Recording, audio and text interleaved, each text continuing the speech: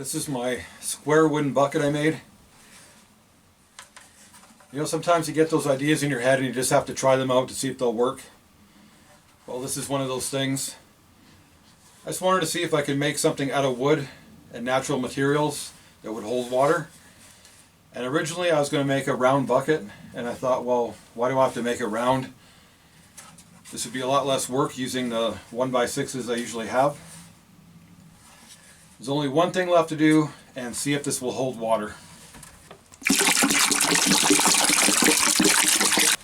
What was I thinking? A square wooden bucket? Come on, it's never going to hold water.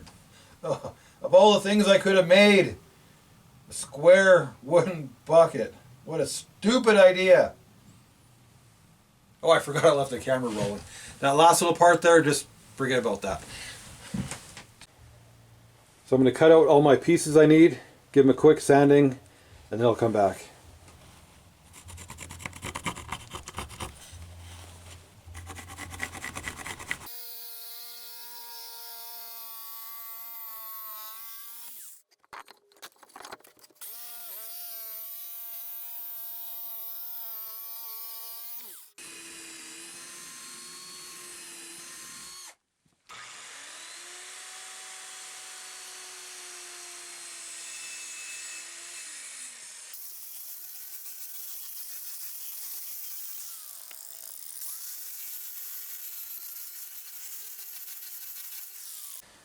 So all my pieces are cut and sanded, and I did a dry fit to make sure all these edges are as tight as possible. I don't want this bucket to leak.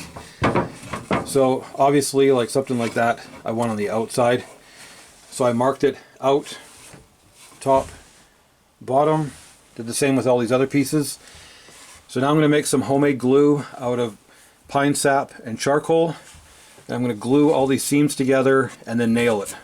So now it's time to make my homemade glue. I got some charcoal, some pine sap, which is very flammable, so I want to do this outside. I'm going to melt it in this can over a fire very gently. And you want about 50% sap to about the same amount of charcoal.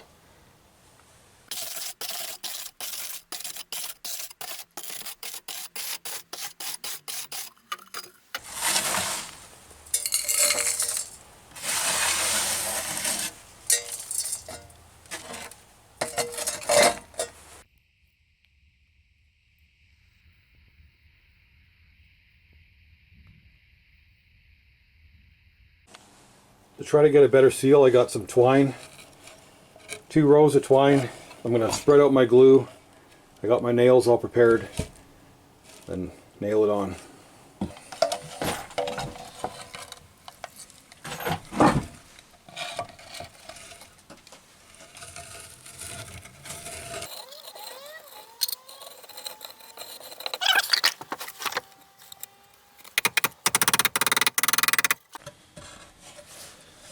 That's one side down, got a few more to go yet.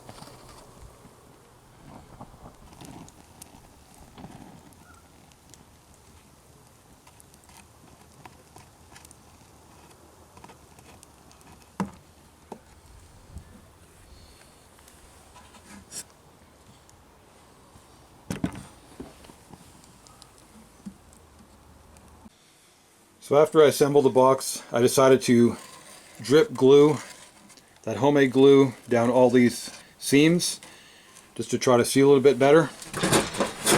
Any little gap I could see, I just filled it in. So that doesn't look very pretty, so I think I'm going to just sand that down.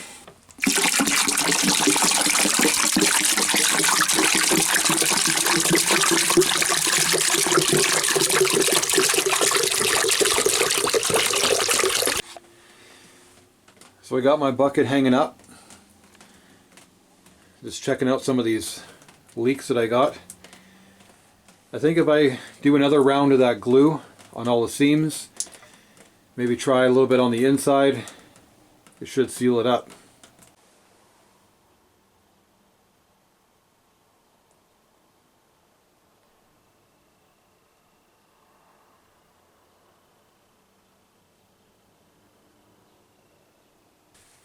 So after I filled up this bucket and realized it had some leaks, I drained all the water out, dried it, made some more of that glue, and went around and filled all these seams once again.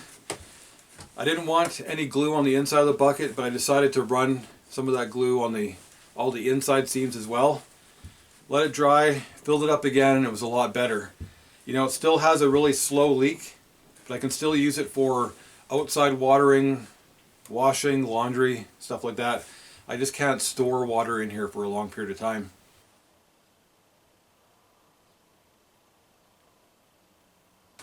So there's a good reason why wooden buckets are round.